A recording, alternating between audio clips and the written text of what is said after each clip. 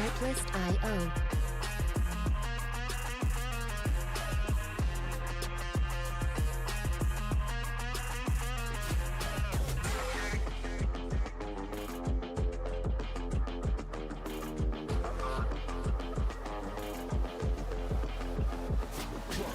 Music licensing reimagined.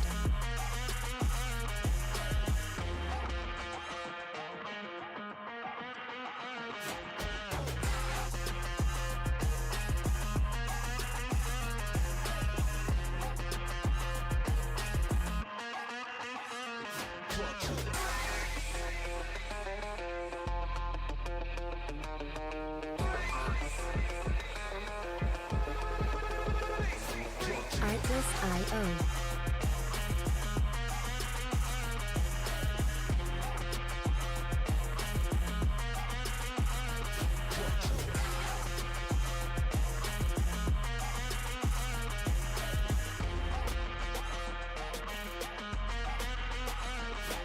Music licensing reimagined.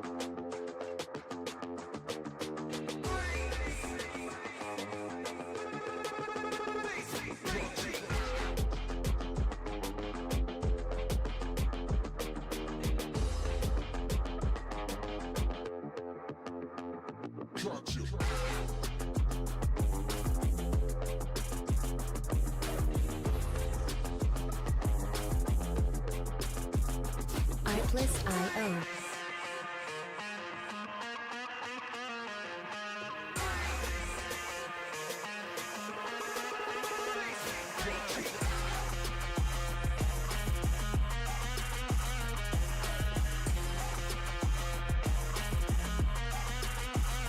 Music licensing reimagined.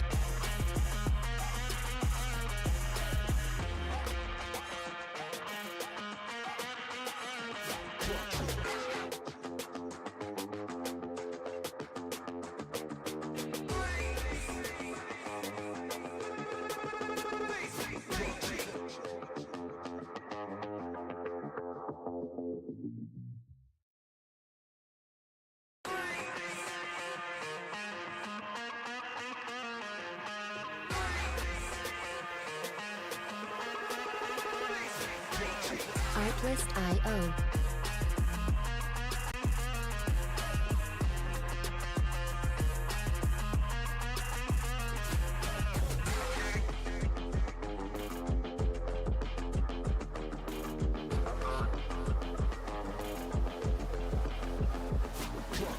Music licensing reimagined.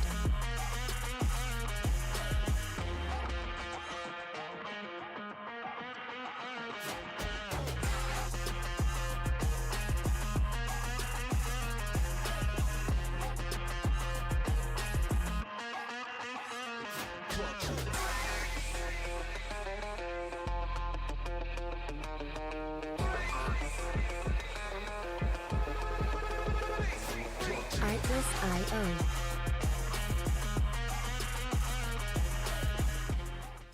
Hello, hello, hello. What is going on live? I love how I just say live. I don't say YouTube. I don't say Twitch, just live. Hello, hello, hello, live. Otherworldly. Sorry if the intro took a little long. I was just setting some things up. For some reason, both when I went live, it was like named after my last stream, which is whatever. So I had to change the names on both my channels to the correct name, which is KORRASAMI. Discussion. Let's talk. If you're wondering why I got shades on, it's because it's bright as shit in my house right now, and I have like light sensitivity, so I don't want to get a headache. So I was like, you know what? Let me just throw some shades on. Fudge it. I'm just gonna throw some shades on. Nobody's gonna judge me, and I look cool too. So, welcome. As y'all see, what are we discussing? KORRASAMI. We're gonna dip our toes back into the Avatar world. As you know, my first video was about Sutora from Avatar: The Last Airbender. Second video, Elsana. Third video, back in Avatar world, KORRASAMI, which is the sequel to Avatar: The Last Airbender and The Legend of Korra. And honestly, this is actually a canon event. Honestly, like you when you think about fan fiction, you think about like things that didn't happen, but then you got Korrasami that actually fucking happened. Spoiler alert. Like I'm sorry, I should have said spoiler alert first. The Korrasami actually happened, y'all. Like they heard us. They heard us. They 100% heard us, bro. And I am so proud of that. I am so proud that these writers of Korra, the Legend of Korra, actually were like, damn, Korrasami is getting some fire. They're building up a net right here. Maybe we should listen to them and see what's going on. They actually heard us. Like, come on, like that to me is like so freaking awesome that they took the time to actually research their shit, and they got their shit together, and they actually made Korra and Asami happen at the end, which is very bold for a Nickelodeon kids shows, because these days shows, TV shows, movies, they're always so like iffy about stepping into that line of LGBT plus, especially like cartoons and anime and stuff like that. So it's like it's so nice to see. It's honestly great to see. And do I even have to say that I fucking love this ship? Do I gotta say it that I freaking love this ship? Honestly, and it sucks because throughout my story of watching Korrasami or watching The Legend of Korra, which by the way I actually love better than Avatar: The Last Airbender discussion, you can argue with me about it. I would love to tell you my reasons, but when I was watching The Legend of Korra, never did it even cross my mind in like the first half and the second half of the show that about these two. Honestly, at one point, I was actually shipping her more with Bolin. Hell, even with Lin, the Top's daughter. By the way, I was weird, but never did I even thought about Asami. Not even once. I don't know why. Asami in the beginning didn't really strike me as anybody like worthwhile. Like it's almost like I got Katara vibes from her. Like you just another female protagonist that they put side by side with the main protagonist, which is Korra. So I didn't really like, I don't know, I didn't appreciate her characters. And then as the story progressed, then I was like, you know what, Asami, badass. So let's get into the nitty gritty of this oogly boogly fan fiction. So most of us that have seen The Legend of Korra probably did not see this coming. And the crazy part is that when the show ended, I saw a lot of reaction videos to the ending of the show. And you can see people crying, screaming, yelling, jumping. When this scene happened right here, like I swear I saw a whole like kind of mashup of reactions, different reactions from different people about it. It was so good to see. Like we are a strong nation. The fanfictioneers, strong nation. So, obviously, in the beginning of Legend of Korra, we got introduced to Korra, the new avatar, the reincarnated Aang. I've always wondered, like, how that works, like, it does, like, the spirit of Raba kind of, like, pick and choose, like, who is going to go into next? Does it, like, know, or is it, like, randomly, or does it, like, just be like, okay, well, I did Air Nation last show, I did Air Nation. This show, I'm gonna do the Water Tribe. Like, is that how it works? Like, I never understood that. But anyway, so we got introduced to the new avatar, which was Korra, badass Korra. She's my favorite character. And obviously, to be honest, there was a part of me that was like, she might be LGBTQ. It's just like her character of like a strong woman. Like I know, like I might be categorizing, like, I don't want to categorize just based on somebody's look, but I just feel like that's kind of how the world works. They really categorize you based on your image. Like, I just feel like Korra coming in so strong like she did, like all muscles, all tough, all don't mess with me on the damn avatar attitude. I felt like it would have been easy for her to be definitely categorized as LGBT, gay, maybe bi, or something like along the lines of liking women, because she was very manly, and nothing wrong with that. But she was definitely very manly, and I feel like it did fit her character to lean that way. You know what I'm saying? So when I first met Korra, it did cross my mind, like, maybe she might like women. Like, she's so tough. Like, she's so goddamn tough. Like, ain't like if she were to be with a man, she definitely would have been the man in the relationship. That was honestly my opinion on Korra when I first met her. But then I told myself, nah, let me see the show. I don't want to just assume anything. So as the show progressed and Korra snuck away to be with Tencent so she could learn how to airbend, because Korra had been in a compound under the White Lotus's protection basically all her entire freaking life. Like, I understand why she wanted to freaking get away, just surrounded by White Lotus and her parents and just ice and snow everywhere. Like, yo, get out of there, man. So she escaped to Republic City, where Tencent and his family lived on Air Temple Island. And there she met Mako and Bolin, who were the Firefarer brothers. The matches that they did, they were like firebending pros, like, or firebending and earthbending, because Mako was firebender, Bolin was earthbender, and they were kind of like in the team of called the Fire Ferrets, which was like kind of bending against other teams. So she meets them, automatically falls in love with the sport, wants to join, and lo and behold, she ends up gaining a crush on Mako, the firebender brother. Which again is like typical, the thing that caught me by surprise is that she didn't end up with Mako. I just feel like when I first saw their interaction and Mako being introduced and Korra's reaction to Mako, I actually like kind of put him in the same category as Katara. I was like, well, here we go, another love interest introduced. This is gonna be the love interest, because in Avatar: The Last Airbender, they introduced Katara off rip, and off rip, everybody knew that she was gonna be Aang's love interest, and it happened. So I was actually under the impression that this was gonna be the same case for Korra. Okay, they introduced Mako, and he's probably gonna be endgame with her, but honestly, them two went through a hell of a relationship that Avatar: The Last Airbender didn't show us. I just feel like that's why I tend to like Korra more, because I felt like it's more real world. Like, it actually showed us how difficult it is to be in a relationship. It showed us that it's not easy, especially when you have two people who have, who they're very serious about their responsibilities. Like, Korra was, I am the avatar is me. And Mako was kind of like, I gotta get me and my brother out of poverty. We're basically living in a freaking attic, and every time we make money, it's gone.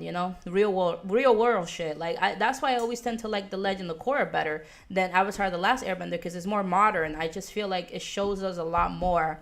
On top of the fact that The Legend of Korra actually freaking explained to us where the hell the Avatar came from. Who was the first Avatar?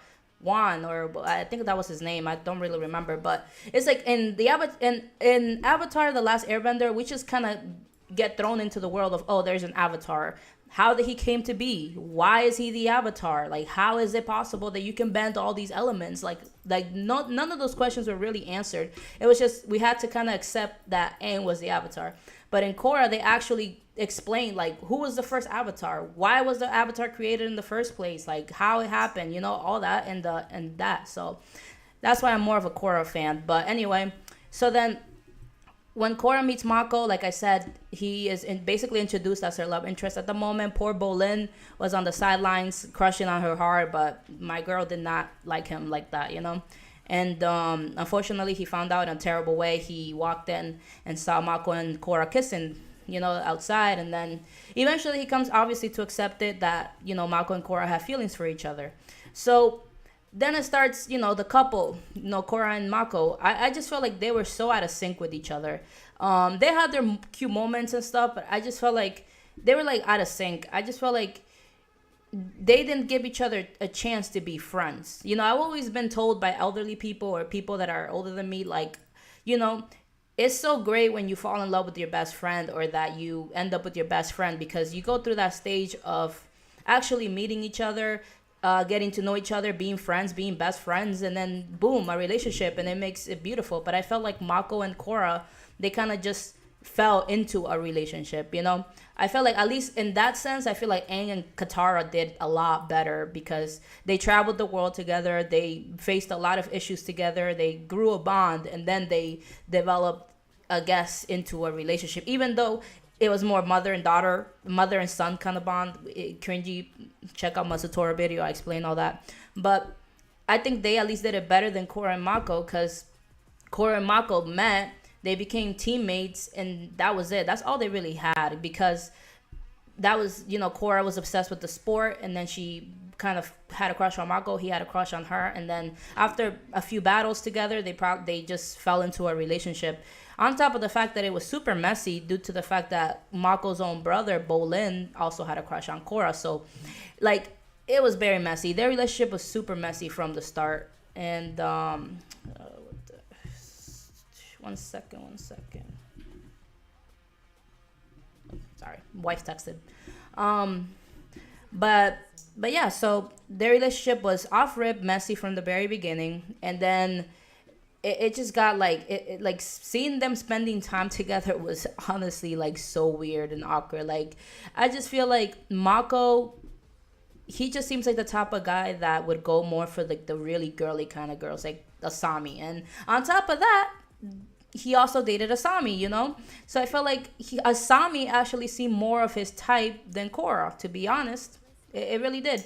So the Korra the Last Airbender was just full of goddamn drama when it came to like the romances, because not only was both Bolin and Mako like attracted to Korra, but then Asami came into the picture when she joined team Korra, and she started a relationship with Mako, but then Korra also liked Mako. So it was like, it went from a three-way, a triangle three-way of oh, we have a crush on the same person, to another triangle three-way of oh, we have a crush on the same person, but except this time Bolin wasn't included in that.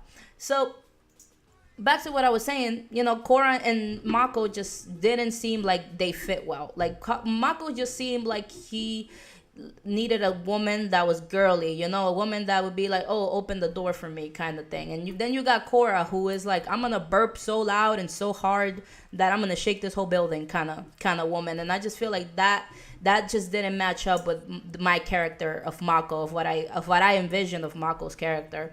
So off rip, I already knew that Mako and Korra eventually just were not gonna work. Like, it's just I just seen like the first few dates that they went on. I just really can't remember right now how it went. I just remember being really like, what the heck is that? I remember my reaction to seeing that. I just can't remember exactly what they did. But and honestly, I think Korra had a lot more fun with Bolin than she ever did with Mako. Like, when she was on those days with Bolin, she really, like, she was burping, she was laughing, she was screaming, she was everything.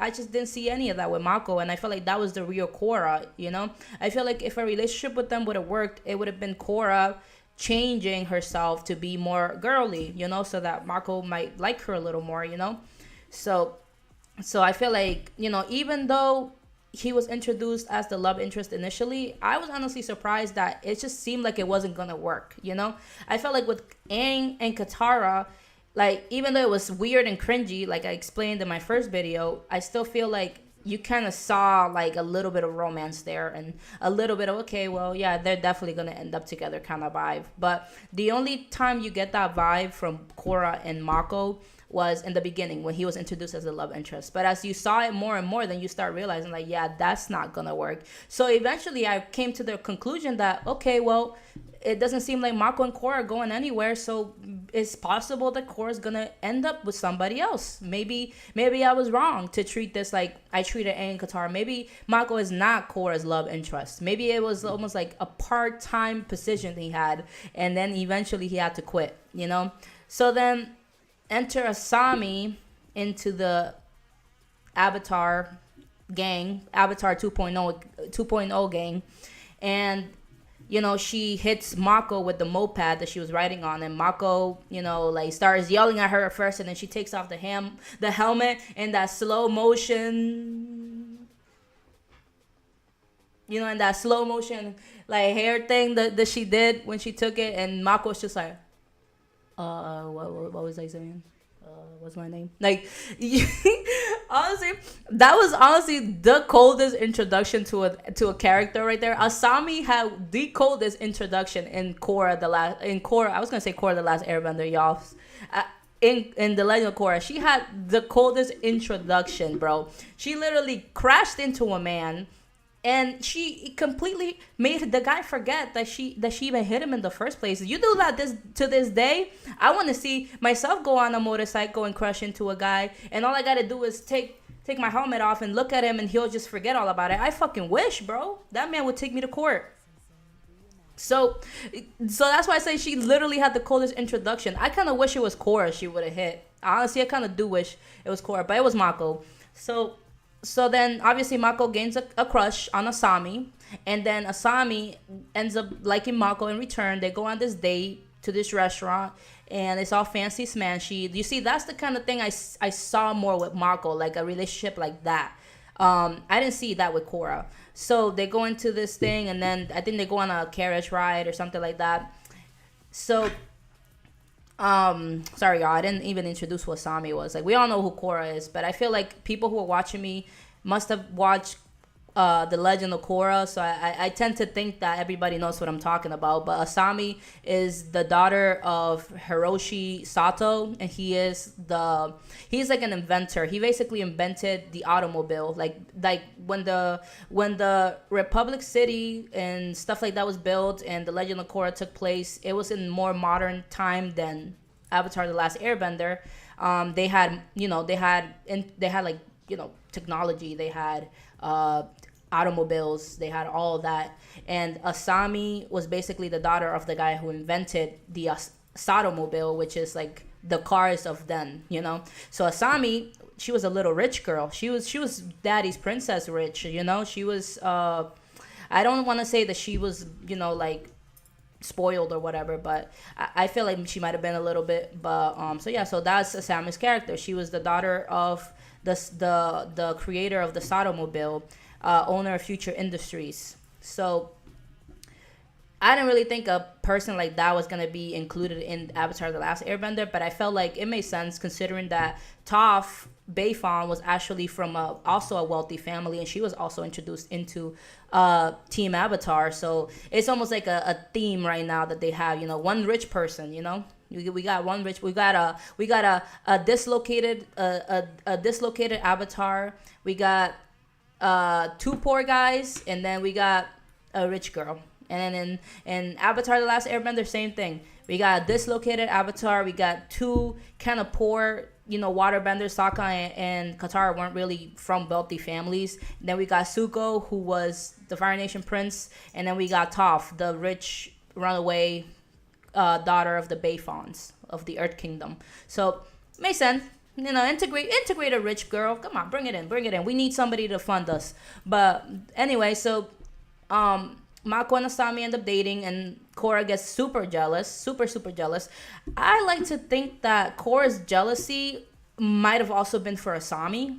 Considering how the show ended, I feel like her feelings for Asami didn't just pop up at the end, when they went into the spirit world. Like, impossible. I feel like there was a lot of things that like led up to KORRASAMI, and that's why I feel like fans started rioting and basically demanding that KORRASAMI happen, to the point where the creators had their arms like this twisted, like, okay, we gotta make it happen. So I felt like Asami and Mako dating, yes, there was definitely jealousy on Korra's part towards Mako, because she was still in her I have a crush on Mako kind of thing. But there's a part of me that I feel like there was a little bit of a jealousy for Mako too, because at first, think about it, at first Korra didn't even like Asami. Like, Asami came into the Team Avatar, and she was kind of invading their team. Like, at first it was a lot of things that Korra was doing was mostly with like Mako, Bolin. They were like the trio of the future, you know what I'm saying? And they kind of came, and Sami kind of came and kind of ruined the dynamic in a way. They were like, she's in a way, I felt like Korra was kind of comfortable with Mako and Bolin, so considering they were on the Fire Ferris together. And then when Asami came and she was kind of taking the attention, like, I felt like, obviously Korra felt some type of way. And this girl Asami was literally doing everything possible to be liked by Korra. Like, at first she bought the team new uniforms, and then she was like always cheering them on, the Fire Ferrets, and then she stuff like that. And then she invited them over to her house, and they were playing the pool. And then I feel like the little snippet of maybe a crush that showed up for Korra and Asami was when Asami invited Korra to go into her like if she wanted to go for a ride on the Sotomobile. And then Korra was like, hell yeah, let's do it. Because we all know how Korra is, bro. She likes adrenaline. She likes action. She likes fighting. She likes cool stuff. She wasn't about, oh, let's go swim in this pool. Let me wear a bathing suit. Let's go swim in this pool. No, she was about adrenaline. So I felt like Asami definitely picked up on that. She picked up on that, and she was like, yo, come to the racetrack that I have in my backyard, and let's I'm gonna take you for a spin, and I'm gonna show you what adrenaline is. So Asami took Korra around the track, and Korra was all smiles, and that was awesome, and that's how it felt like when the relationship really bloomed right there in that moment. I felt like kudos to Asami, because a lot of chicks these days, they won't even try to be friends with other girls like that. Like if a new girl comes into the group, they'll always kind of be like all about the person who integrated them into the group. They a lot of times they won't even pay attention to the rest of us. And I've had experiences with that, but with Korra and Asami, I felt like Asami, not only was she in the group and trying her best because of Mako, because obviously she was in a relationship with him, but also because of the fact that, she wanted to be included in the gang, and she wanted to be good with everybody, and I respect that. So then Korra and Asami became friends. They became friends, and the relationship blossomed there. They were a little bit competitive because of their equal feelings for Mako, but at the end of the day, they actually became really good friends, to the point that I feel like eventually as the show progressed, they started even forgetting about Mako, to be honest. There was this time where, like, I think it was Asami, she was teaching Korra how to drive, and it's like, where was Mako here? Like they started hanging out outside of the group, and I feel like those scenes happen off camera, like off scene, because it's just so random that they one day decided to do that. It's like, I just feel like it must have happened multiple times. Like, she was teaching Korra how to drive. There was no sign of Mako. There was no sign of Bolin. There was just them two. So it definitely made sense that something like that would have happened for sure. So then moving forward, I feel like Mako and Asami started having issues. It's been a while since I've seen the Legend of Korra, but I believe it was because of Korra. Like, I think Asami is not dumb. She is literally an inventor, like a scientist, a like daughter of a wealthy man, and not only that, she's well versed in fighting. She takes self-defense classes and everything. So Asami ain't no little bitch. She is no bitch, excuse my language. But she's not. She's actually pretty good. At first, when she was into the group, I honestly thought she was going to be a money bag for them. Like, oh, I'm going to fund Team Avatar. I'm going to get us everything we need. But she's actually out there fighting. She had that electric glove that made Thanos' glove look like child's play. Like, the electricity freaking beating people up and shit. I was like, damn, Asami is badass. And I felt like that right there was probably what attracted Korra to begin with. Like, I just felt like Korra was a strong female image, and I feel like she would have definitely been attracted to other strong people, be it men or women. I feel like seeing Mako fighting was probably what attracted her in the first place. So obviously Korra, she's definitely attracted to the fighting types, like damn, she could kick people's ass, she looks badass, and I feel like that definitely attracted her a little bit. So then now we got the friendship, they became friends, now we got the complete Team Avatar 2.0. I still feel like Korra was definitely holding some of that, you know what I'm saying, like that feeling of, oh, well, Asami's dating Mako kind of thing, I still feel like she definitely must have, but I feel like as time went on, that started going more into the background of things. Like, I feel like she started seeing Asami more as like a friend than like, oh, this is my damn enemy, this is my competition for the guy that I like. And I feel like that right there was a beautiful it was a beautiful transition of their relationship. They went from strangers to kind of like beefing a little bit on Korra's side, and then it became friendship, and then from there they probably became best friends, honestly, because Asami was there for Korra a lot. Like when Korra after her battle with Sahir, and she was almost the avatar state was almost ripped out of her once more when Sahir and the was it the Red Lotus, is that what they're called, when they chained her up in that cave and they forced her to go into the avatar state by injecting her with that venom, and they wanted to attack her in the avatar state just like Azula did Aang, because apparently, that's another bit of information that we got confirmed, that if the avatar is attacked very like severely in the avatar state, that could rip them from their past lives, which is what happened with Aang. Aang went into the avatar state. Azula hit him in the back with lightning, and he was disconnected from the avatar state in his past lives. And Sahir wanted to do that. So obviously, after Korra kicked his damn ass, and with the help of Janora and all the airbenders, goats, by the way, Korra was in a wheelchair, and a lot of scenes where Korra's in the wheelchair, you see Asami right next to her, like Asami and her talking, and Korra's all down because she's in a wheelchair. She's the avatar. Like, you're talking about a woman who likes to be on her feet. She likes to go out, get things done, do things, beat people up, and now she's kind of forced to be in a wheelchair because of the whole Red Lotus situation. But you had Asami right there. Where was Mako? Where was Bolin? I'm sure they were there for her in their own way, but the one that I saw the most of was definitely Asami. Like, Korra was down and Asami was right next to her, bro, all the time. So I felt like, boom, like, more KORRASAMI here, more KORRASAMI. And I felt like people, just like I did in my Suko and guitar video, I feel like I like to kind of take snippets of the show and kind of talk about them, because I feel like these snippets are where KORRASAMI was born. Like, I like to see like points of where the fan fiction was born, because in my first video I said the same thing. I always said that KORRASAMI and fan fiction in general, like ships, KORRASAMI, Sutora, Elsana, all this other things that I've talked about, they're always born from something. They're not just being popped out of nowhere. They are literally born from a scene, from something said, from something happening. It's born from something. It's not born because of, it's not born from like just somebody being like, oh, these two look good together. Let me just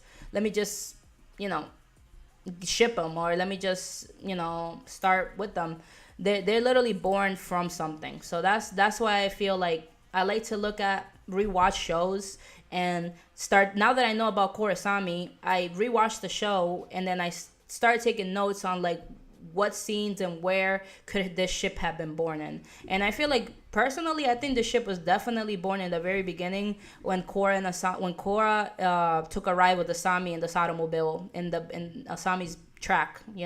I felt like once that scene came up, I swear, like, the fanfictioneers, they went in there like flies. They were like, yo, this is something. You know what I'm saying? Like, and I feel like it definitely, I could see it. I honestly started seeing it right in that moment. Obviously my second time watching it, I started seeing KORRASAMI in that moment, because when you watch a show for the first time, you're kind of just enjoying it. You're sitting back watching it. You're not really looking for anything. But then when you discover something about the show, like a fan fiction, then you go back and you're like, okay, well, that is definitely, I can see why that happened. I definitely see it. So honestly, I really think it definitely happened in that scene. So then after Korra is in the wheelchair, she kind of goes rogue in a way. She kind of like leaves the team, just disappears one day. She's like traveling the Earth Kingdom, getting beat up. She's like in underground wrestling things or underground fighting, and she's feeling like she's not the Avatar anymore, or that she's not good enough. Because we all go through that stage where something traumatic happens to us and then we start getting PTSD. And Korra had the worst PTSD. She was PTSD and like crazy. She was seeing like the ghosts of the Avatar state, basically. Like the Avatar state that was almost taken from her. She was seeing that. She was seeing that ghost of that. Every time she tried to return to Republic City, she was seeing that ghost. And I feel like they didn't really show us a lot of what was happening with like Asami and the gang while Korra was away. We did get a little bit of information. I think in that point, Asami had taken Bolin to go see What's that guy who ends up marrying his assistants? His name was it Barrick? Something like that. Like, you know, she ends up seeing some like very big guy who has money, and she wanted him to invest in future industry. So Asami was completely dedicated to her work while Korra was away. I don't really remember much of what everybody else was doing. I just remember that scene of Asami taking Bolin to see that guy Barrick, I think his name was, and he's like telling people that he's floating or something, and then Bolin is like, yo, you're not floating. And from there on out, it's just like he became kind of like part of Team Avatar, like on the side, you know. He wasn't the official Team Avatar or in Team Avatar, but he was definitely helping them a lot. So then we got Asami basically, you know, jumped into her work. She was trying to get Future Industries to pick up speed. She was trying to get some investors. And then we got Korra off in the Earth Kingdom doing what Korra does best, which is fighting. She was just fighting her way, trying to fight her demons. Eventually, she ends up in that jungle. I think it was like that swamp that Aang and the gang went that one time, to the swamp that they went to. And there she finds Toph. By the way, Toph, still badass, bro. I honestly, when I first started watching The Legend of Korra, I did have a feeling that the old Avatar gang was going to make appearances. So far, we had Katara off rip, but then they showed Toph, and they had flashbacks of like Aang and Sokka, and then Zuko showed up. Like Zuko, the man we all were waiting for. So I was so pleased with that. I knew it. When I first started seeing The Legend of Korra on the very first episode, I was like, yo, I hope the old gang makes an appearance. Like, it wouldn't be Avatar if at least they didn't show them a little bit, you know? So, and by the way, Toph, baddest ass of them all, to be honest, because Toph literally went out there to fight, like, along with Zuko. I guess both Zuko and Toph were bad. Katara was, she was kind of more like, I'm going to stay behind and, you know, do my thing. But Toph and Zuko, they got involved in the story, like, heavy. So Korra meets Toph, and Toph is like, nice to see you again, Twinkle Toes. Like, that moment, that was like, boom. Like, you know, it's honestly, like, I feel like I like to think of the avatars as, like, their own people. But when the concept of them shows up, of them being the same person, like they're literally the same person reincarnated, and she called them Twinkle Toes, but it was actually Korra, but she was seeing Aang. Like, it's like, boom, like, oh shit, I forgot Korra is actually Aang in a reincarnation. So now we got, you know, Toph in the picture, and she explains to Korra how she still has that liquid metal inside her body. You know, they hadn't been able to take all of it out, and that's probably why she was having problems, you know. So, my love? Oh, hey, Efren. Wait, hold on. Don't say anything. I'm live right now, streaming. Oh, really? You want to come say hi to my fans? You're a fan? My one fan. You're one fan? My one fan. Wow. Who is it? Me? Me. Nah, I'm just kidding. Yeah, I'm talking about KORRASAMI from Korra, The Legend of Korra. Oh. Come say hi to my fans, bro. Hi. Get out of here. Go eat my snacks. Anyway, that was my brosif. But anyway, like I was saying, so Korra meets Toph in that jungle, and Toph basically tells her, like, Twinkle Toes, you're basically carrying that metal, that liquid metal that Sahir put in you. You're carrying that in your body, and that's probably what's causing you to have these visions, causing you to not perform your best. And Korra's like, but we took that shit out, and it was like, Toph's like, nah, I can still feel it, because Toph is GOAT. She, honestly, the little specks of metal that Korra had in her body, Toph literally felt it probably when Korra walked in her cave. Because, mind you, Toph was living in the jungle in a cave. Like, she was not about, I'm going to live in a city, or I'm going to live in a mansion. Because due to the fact that she helped Aang save basically the world, Toph would have been living in a goddamn mansion by now. But she chose to live in the jungle. So now we got Toph explaining to Korra how she has the liquid metal in her.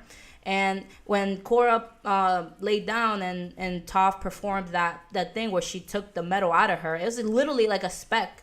It was like a little tiny speck of that liquid metal. And apparently that was enough for Korra to have been not good. She was seeing visions of her avatar state. She was having issues going back to Republic City.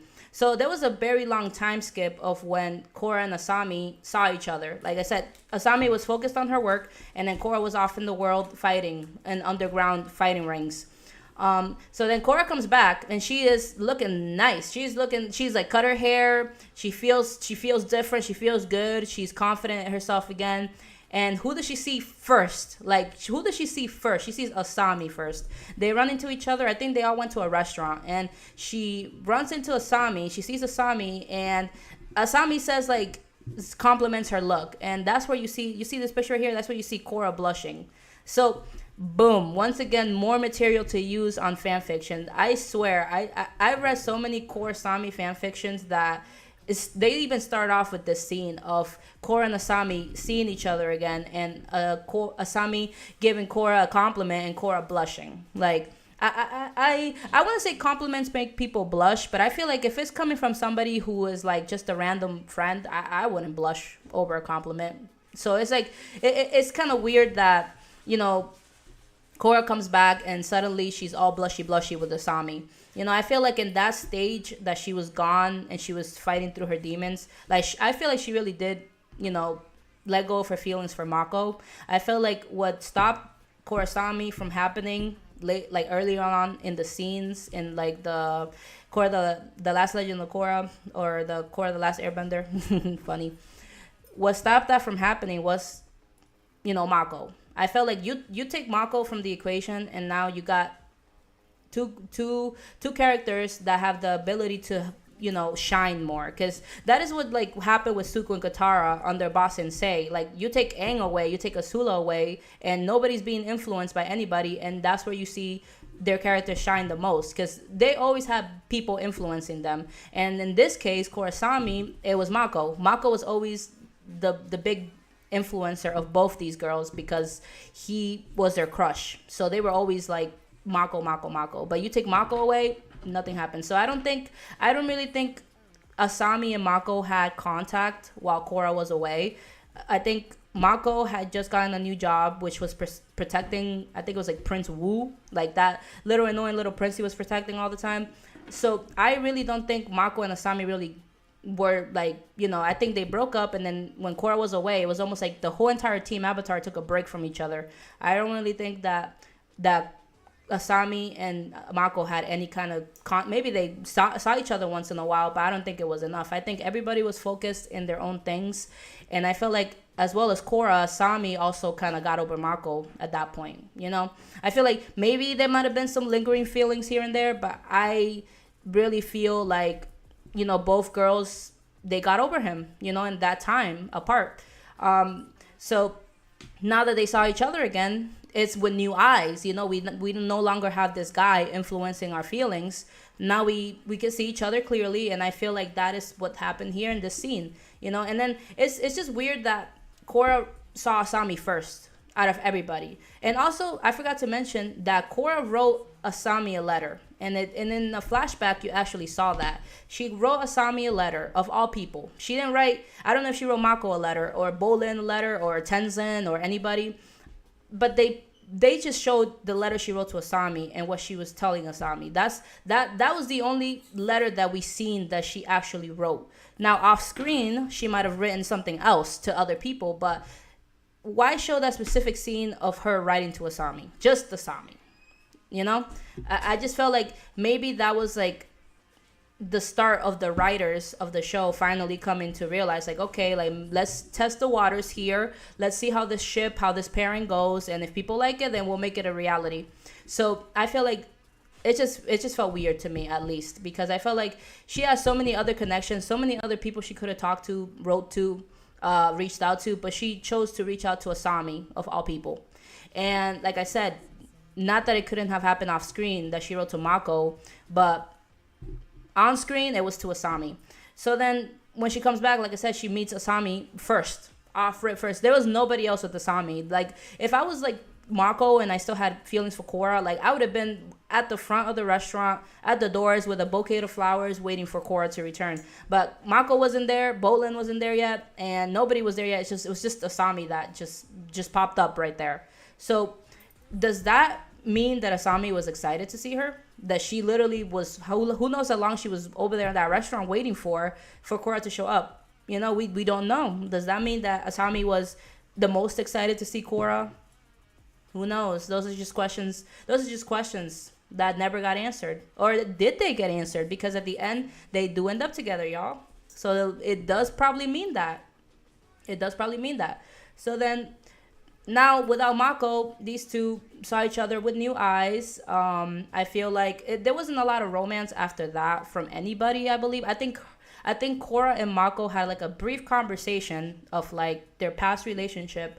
It was like, I remember this scene specifically because Tenzin was there and he was like in the middle of them two, and them two were just talking, and I think like Tenzin like kind of grabbed his beard and just kind of like he just slid off the camera. So freaking funny. Honestly, Tenzin, funny ass character. At first I didn't like him, but he grew on me.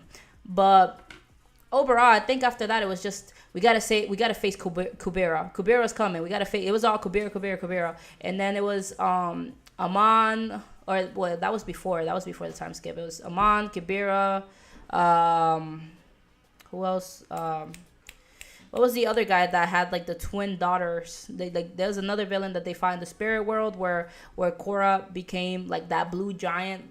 That was one of the cleanest fights I've ever seen. Like the animation was crazy of when she turned into that blue giant. That's my favorite scene so far. Like she's sitting in the tree and she's like walking towards the avatar state, you know, where she sees a big version of herself holding like a ball of light, like the same as Aang, but Aang didn't go in.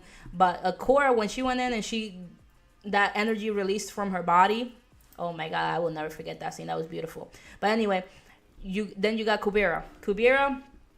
Korra faces her. She's like, I'm gonna take you down. Kubera, badass. Regardless if people don't like her, she is a baddie. She's badass as hell. She literally beats Korra into submission, basically. And Korra even goes into the avatar state, mind you. And when Korra's in the avatar state, she's supposed to be basically invincible. Like, nobody should have been able to touch her. But Kubera she just put the claps on her. Korra was throwing all the elements at her. Water, earth, fire, air, everything she could think of. Avatar state, everything. She was throwing everything at Kubera. And Kubera was just kicking her ass. But then flash forward after the whole Kubera situation happened and Korra energy bent, you know, when Kubera built that giant energy gun and it backfired on her and it was going to fry her. Like, literally, Korra got in front of her and energy bent the energy away. By the way, first avatar to ever do that, and this is why I am a Korra fan. You know, Aang has his moments, but I am a full-on Korra fan because Korra was the avatar. She was if I pictured Avatar right now, unless another series comes out of Avatar Last Airbender or somebody else better, when I think of Avatar, I think of Korra, not Aang. But then everything happened, you know, everybody's happy, hooray, everything's great. Then we got the ending, which is the scene of Barracks. I always mess up on this guy's name. His marriage to his assistants, Julie. I think it was her name, Julie, or something like that. So we got that wedding. Now we got the scene of Korra and Asami. They're sitting at the stairs and they're opening their hearts to each other. And like I said, Asami has been in every important moment of Korra's life. Like, everything that always happens, like, Asami's right there. Like, when she was in the wheelchair, after she faced Kubera, while she faced Kubera, at the end when they were at Barrack's wedding, like, she was just always there. There was no sign of Mako anywhere. Like, it's almost like a stamp of, like, okay, the ship of Mako and Korra and Mako and Asami has officially ended. Now we're fully focused on Korra and Asami. I feel like this is when the writers finally was like, you know what? Let's give it to them. We are seeing good things about this ship. Let's give it to them. Because KORRASAMI fans went crazy when KORRASAMI finally happened. I honestly don't even know what they must have done to get the attention of the writers of the show and make KORRASAMI happen. Whatever you guys did, please continue to do for other ships that should happen. I honestly, if Sutora would have had a bigger fan base and bigger and had the right people like KORRASAMI did, honestly, Zuko and Katara would have ended up together. Because now we know that if we push enough, we can make something happen. So Now we got the scene at the stairs where they're opening each other's hearts, they're hugging, and now I think Asami was like, oh, I wish I could go somewhere, and Korra was just like, let's go. And right there, that again, when I say stamp, I mean officially canon. That right there, I already knew that it was gonna happen. Now we got Korra telling Asami, yo, let's go. Let's just go. She doesn't go in and bite Mako. She doesn't go in and bite Tenzin. She doesn't go in and bite the whole team. You know, I feel like everybody in the team did their job in fighting Kuvira. All of them needed a vacation, to be honest. And she didn't go in and bite anybody, any of them. She invited Asami. She's like, Asami, you want to go? Let's go. Like she wasn't like, oh, let's invite everybody, you know. Asami had enough money in the world that she could have bought a private yacht and had everybody take a vacation to the Bahamas if the Bahamas existed back then. Like honestly, she could have. But the fact that Korra made it clear that it was just her and Asami, like she just wanted to be with Asami. Like after a hard battle, all of us that are in love, we want to be with the woman we love. Brother, after I come home from work after a hard day of work, what I want to do, cuddle up with my wife, to be honest. So Korra just like literally battled for her life to defeat Kuvira, to the point where she energy bent, which is honestly, it could have gone 50-50. She could have really died with Kuvira right there. So now she wants to just cuddle up with her wife. Now she wants to spend time with who she actually likes, you know, for real. So she offers the trip to Asami, and Asami was like, hell yeah, let's go. Not wasting a time, because the feelings were already there. Ever since Korra came back from that time period of her being gone, fighting her demons, the feelings were there. The feelings were already there. I'm not sure if maybe they might have started like a relationship on the down low, off screen, because a lot of shit be happening off screen, to be honest. So maybe the feelings were already there. They had already planned this, and now it's like, let's go do it. So then this is the point where I've seen all the KORRASAMI fans go crazy. Like, I literally saw so many YouTube videos of so many reactions about this scene. And it was like, after Korra told Asami, let's go, just the two of us, like, that's when everybody started going crazy. Like, that's when the video started of everybody going crazy. And then you got them walk into the spirit portal, because the spirit portal is now part of the real world now. Again, everybody's going crazy. Like, everybody's like, did it happen? Did it really happen? Did it work? Did it really happen? Oh my God. Like, oh, I seen, like, the reactions were so priceless. So everybody started going crazy. And then when they walk and they kind of stop, and then they're staring at the spirit portal, and then Korra turns and looks at Asami and smiles. I'm telling you, explosion. And that's not even the greatest explosion. That was like a mid explosion compared to the ending of it. And everybody's like still questioning, did it happen? Did this actually freaking happen? Did we do it? Did KORRASAMI, is it endgame? Because it's like fan fiction, it's like for those things that don't happen. So to see something that actually did, it's like mind blowing. Like, so far, to be honest, as like the fan fictions I've read, like the stories, like involves a lot of people that didn't end up together, that things that didn't happen. So to see something that actually did happen, like, what are you doing, bro? Nothing. You keep talking. Oh, dude, you're creeping me out over here. So to see, bro, show your face so people know how creepy you are. But anyway, so to see something that actually happened, like, stop making me laugh. To see something that actually happened, it was like so strange. Like, I didn't even know how to react to it. So in a way, I was looking at reactions to see how people reacted, because I didn't know how to react, because it was just so out of left field. So then now you got them walking towards the spirit world, and then boom, hands joined. Boom, that's when everybody went crazy. Yo, how do you see your chat? Oh, I didn't have that setting right there. I forgot to put that setting up. I usually can, but I forgot to put it up. Let's see. Settings. Stream.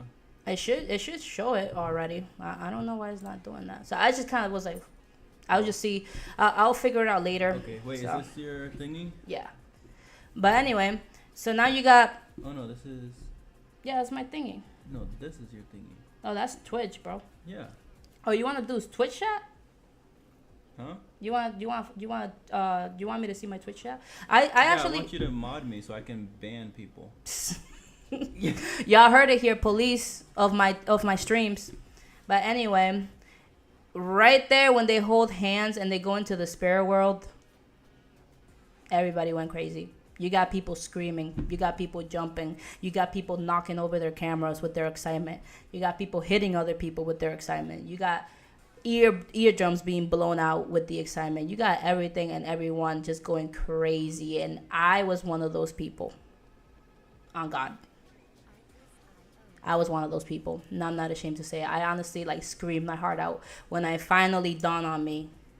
This shit happened. And then the scene right here, when they were looking at each other, honestly, it looked like they were getting married. Honestly, and everybody thought they probably would have kissed, or they might have been kissed, or they would have kissed. Oh, if Nickelodeon would have had a little bit more of a boldness, they would have made these two kiss, and it would have blown up the whole world. But I don't think, I think there's a certain line that they can't cross. So they try to make it as great as they could get without it, being too crazy. But if they would have had these two kiss right there, the world would have blown. The internet would have blown. KORRASAMI would have blown up. It would have been a moment that should have fallen in history. Because like I said, fan fictions don't tend to happen. Things like this, where a community got together and were strong enough to actually sway the writers' opinions. Because I truly believe Mako would have probably been the one to have been right there instead of Asami. But I feel like I just don't know if the writers actually had that idea already in mind to have these two end up together. I really don't know. I don't think so. I really don't think so. In the beginning of the show, I really don't think they had that plan. We're going to have her end with Asami. I don't think so. I firmly believe that it was the pushing of the community to have these two end together that actually made it happen. I really believe it. And if that was the case, good job, y'all. And we need a community like this for every ship. We needed one for Sutora, man. We didn't want if Suko and Gotara would have ended up together and Korra and Asami ended up together, that would have been the Avatar, the Last Airbender, and the Legend of Korra would have been. It would have been the cherry on top for both of them. But Korra did it right. Korra killed it. They ended up together. And like I said, I freaking love those. I might actually do a video of me reacting again to that video that I saw of all the KORRASAMI fans reacting to KORRASAMI happening, because it's so beautiful. It's so cool. They went crazy. They went crazy, and I was there for it. I freaking loved it. So now, boom, the end. Our girls ended up happily ever after in a damn vacation to the spirit world. We got what we wanted. We did it. So now I'm just curious if another Avatar show comes on. I really don't think they're ever going to drop Avatar, because I feel like Avatar is one of their better shows. And I feel like, I don't know how much longer they'll continue it, but I don't think it's going to end with The Legend of Korra. I think there's going to be a new Avatar. I don't know. I think I seen something about it being confirmed that there was going to be another show in the works, but I am not 100% sure. But I really don't think that it's going to end with The Legend of Korra. I think we're going to get another Avatar reincarnation, and it's probably going to be maybe Firebender, maybe Earthbender. I think they said Earthbender. They're leaning towards Earthbender. I hope it's Fire Nation, because the Fire Nation needs some love, man. The Fire Nation gets a lot of hate, but they're the coolest.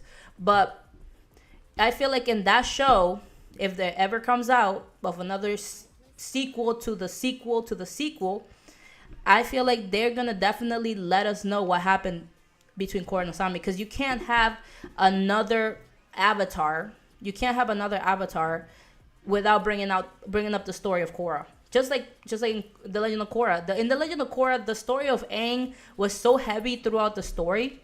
So in a future series of Avatar is going to be for Korra now, the story of Korra. So maybe we might get what happened in the spirit world. Maybe we might see old Asami and Korra. Maybe Korra's going to be like Aang, and she might have passed away, and now you got Asami. Maybe they have kids. Maybe they found a way.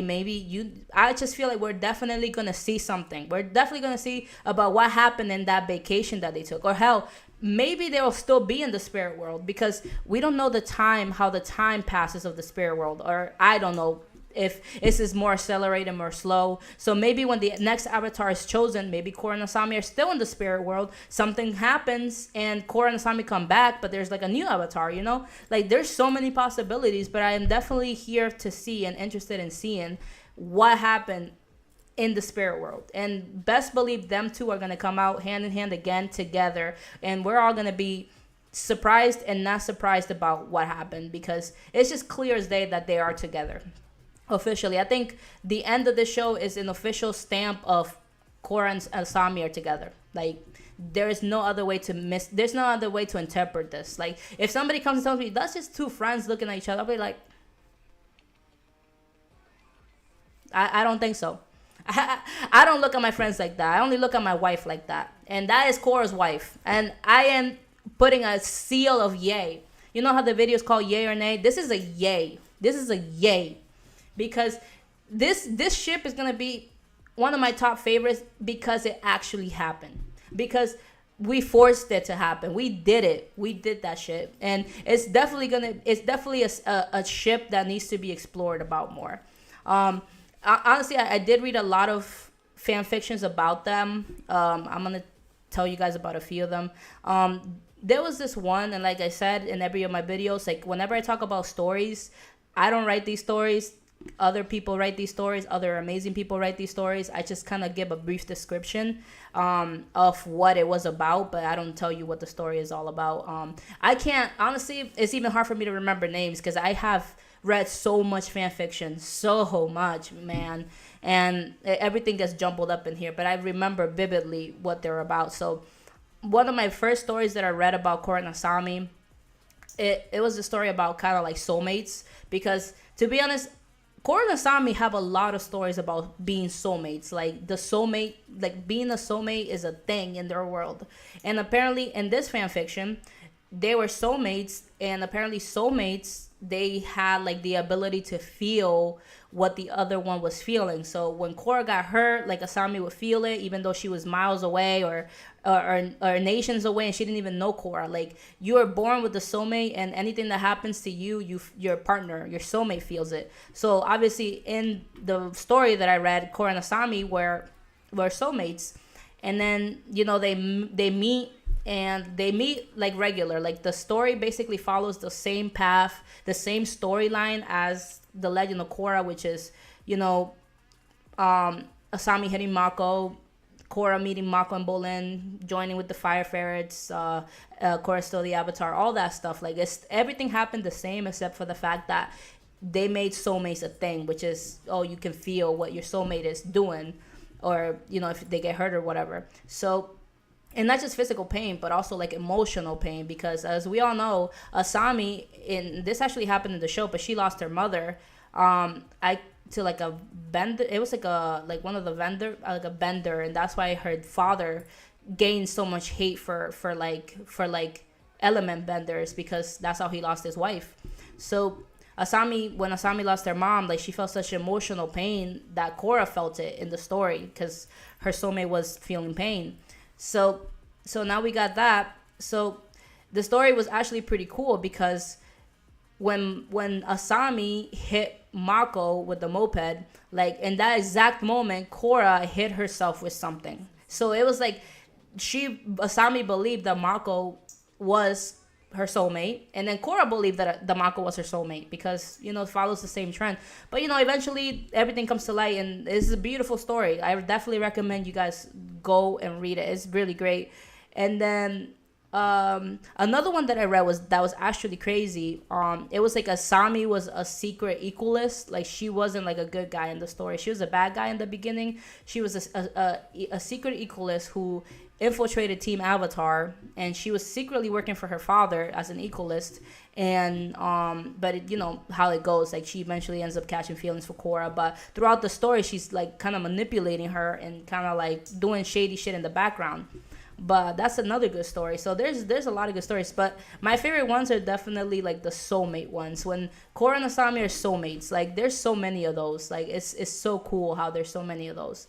And there's also like alpha betas and Omega stories about them, and it's almost like out of the out of this world kind of mentality, because in those stories, like, the characters take the characteristics of wolves basically, and we got somebody who's a alpha, who's like, they're the leader of the pack. They do what they want, and they kind of the leader. Then we got the Omegas, who are like the second leaders, and the Beta, who are like basically the servants in a way. Like, they just do what everybody else says. So we got the characters taking characteristics of these animals, and that's pretty cool to see.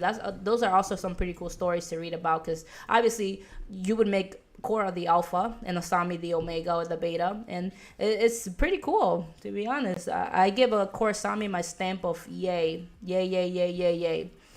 But anyway, that's all I got for today. Honestly, whoever's watching me commenting, thank you so much.